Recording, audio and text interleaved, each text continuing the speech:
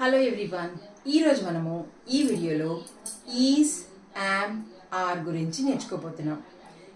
Is, am, are ఈ మూడింటిని మనము వర్బ్స్ అంటాము.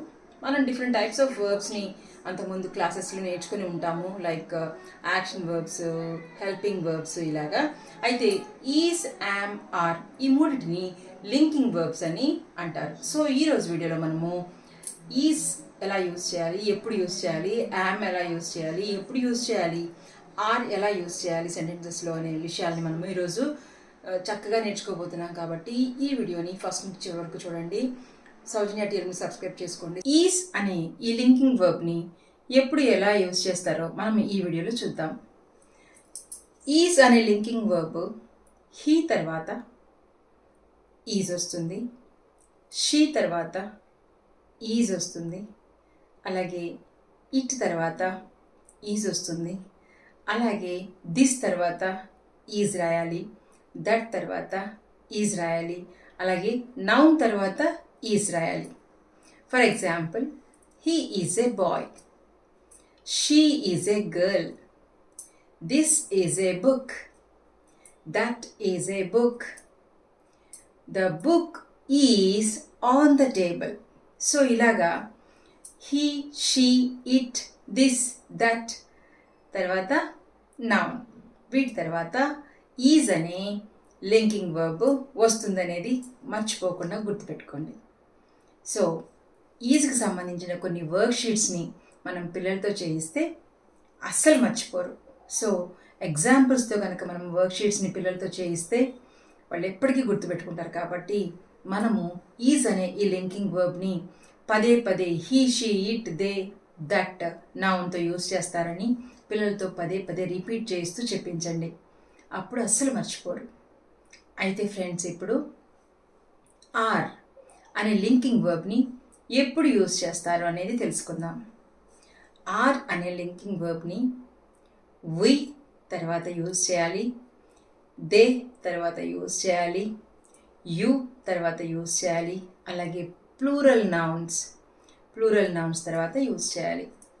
వి are playing, they are going, you are watching.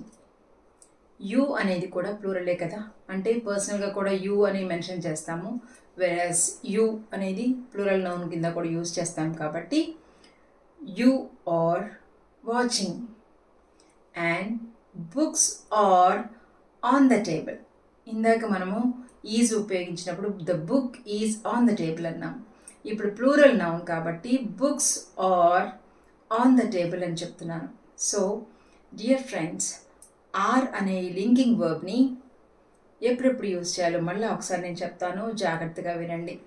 వి తర్వాత ఆర్ యూజ్ చేయాలి, దే తర్వాత ఆర్ యూజ్ చేయాలి, యు తర్వాత ఆర్ యూజ్ చేయాలి, అలాగే ప్లూరల్ నౌన్స్ తర్వాత ఆర్ అనే లింకింగ్ వర్బ్ని యూజ్ చేయాలి. Hope you all understood. And then now coming to the am అనే లింకింగ్ వర్బ్ని ఎప్పుడు యూజ్ చేయాలి మనము గుర్తుపెట్టుకోండి. ఐ తర్వాత యామ్ వస్తుంది, ఐ తర్వాత యామ్ అనే లింకింగ్ వర్బ్ ఖచ్చితంగా రాయాలి. I am going, I am listening, I am speaking, I am a teacher, I am a girl. ఇలాగా మనము ఐ తర్వాత యామ్ అనే లింకింగ్ వర్బ్ని యూజ్ చేయాలి. సో యామ్ అనే లింకింగ్ వర్బ్ని ఎలా యూజ్ చేయాలనేది కూడా ప్రాక్టీస్ షీట్స్ ద్వారా పిల్లలకి ఎక్కువ సార్లు మనం రాయించినట్లయితే తప్పనిసరిగా ఈ లింకింగ్ వర్బ్స్ని మర్చిపోకుండా కరెక్ట్గా ప్లేస్ చేస్తూ రాస్తారు. అలాగే స్పీకింగ్ అప్పుడు కూడా వాళ్ళకి అలవాటు అయిపోతుంది. I am, you are, they are, you, we are ఇలాగనమాట. అలాగే he, she is, that is, this is, book is, pen is ఇలాగా. సో ఇలా ప్రాక్టీస్ చేయించడం వల్ల పిల్లలకి ఈజ్, యామ్, ఆర్ అనే లింకింగ్ వర్బ్స్ని చక్కగా ఎప్పటికీ గుర్తుండేలా ప్రాక్టీస్ చేస్తూ మనం కనుక వాళ్ళతో మాట్లాడించడం అలవాటు చేసినట్లయితే they never forget to use in a proper manner. So dear friends, so ఈ వీడియో మీకు బాగా నచ్చినట్లు అనుకుంటున్నాను. నచ్చినట్లయితే లైక్ చేయండి, సౌజన్య TLMని సబ్స్క్రైబ్ చేసుకోండి, అందరికీ షేర్ చేయండి. Thank you all for watching Soujanya TLM. God bless you all. Take care. Bye-bye.